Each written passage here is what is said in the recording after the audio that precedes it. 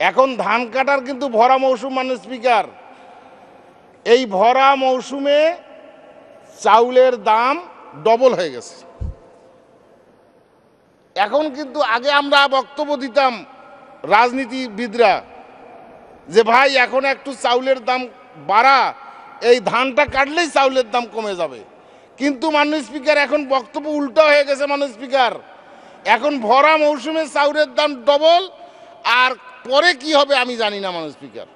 আমি তাই সরকারি দলের বন্ধুদেরকে বলবো, এখানে মাননীয় কৃষিমন্ত্রী আছে, এই ভরা মৌসুমে চাউলের দাম ডবল হইল কেন এটা একটু দেখা দরকার খতিয়ে। এটা একটু সমস্যা মাননীয় স্পিকার। আপনারা বলছেন মজুদ আছে, মজুদ আছে, কি রকম মজুদ আছে? মজুদে যদি থাকে তো চাউলের দাম ডবল হবে কেন মাননীয় স্পিকার? আমার মনে হয় মজুদও নাই, কিছু নাই, সব এসব ফাঁকা বুলি। এই ফাঁকা বুলি দিয়ে বড় বিপদে পড়তে হবে মাননীয় স্পিকার। এইটা ঠিকঠাক করা দরকার। তো কোন জিনিসের দাম বাড়ে নাই এইটা বলেন মাননীয় স্পিকার। কোনটা জিনিসের দাম বাড়ে নাই? আমরা বিরোধী দল, আমরা দেখিয়ে দেবো। আমরা তো ওনাদের সঙ্গে কোনো গন্ডগোল করব না। আমাদেরকে যতই বৈষম্যমূলক দেখুক আচরণ, কিন্তু আমরা ভালো কথা বলবো, ওনাদেরকে দেখায় দেব যে এইগুলো আপনাদের সমস্যা। অতি উৎসাহিত হওয়ার কোনো কারণ নাই মাননীয় স্পিকার। ক্ষমতা বড় পিচ্ছিল জিনিস, এটা পিছলাইতে সময় লাগে না। এই জন্য এটাতে একটু ভালোভাবে চিন্তা ভাবনা করা দরকার। আমরা দেখায় দেব বিরোধী দলের সদস্যরা যে আপনাদের এই সমস্যা, কোন জিনিসের দাম বাড়ে নাই সেইটা আমার জানার দরকার আছে মাননীয় স্পিকার। কোন জিনিসের দাম বাড়ে নাই? তো আমি সময় নাই, আর মাত্র 7 মিনিট আছে। আমি কয় মিনিট দিয়েছেন? 20 মিনিট। তো মাননীয় স্পিকার, এই চাউলের দাম সহ নিত্য প্রয়োজনীয় জিনিসের দামগুলো একটু লক্ষ্য করবে মাননীয় সরকারি দলের সদস্যবৃন্দ এবং মন্ত্রীবৃন্দ এবং সরকার। মানুষকে শান্তিতে থাকতে দিতে হবে। ঢাকা শহরে ঘুরি, আমরা ব্যবসা বাণিজ্য করি, দেখি মাননীয় স্পিকার, ঢাকা শহরের 90% লোক আমাদের বিপক্ষে চলে গেছে। 90% লোক। এটা কেউ অ্যানালাইসিস করে না মাননীয় স্পিকার।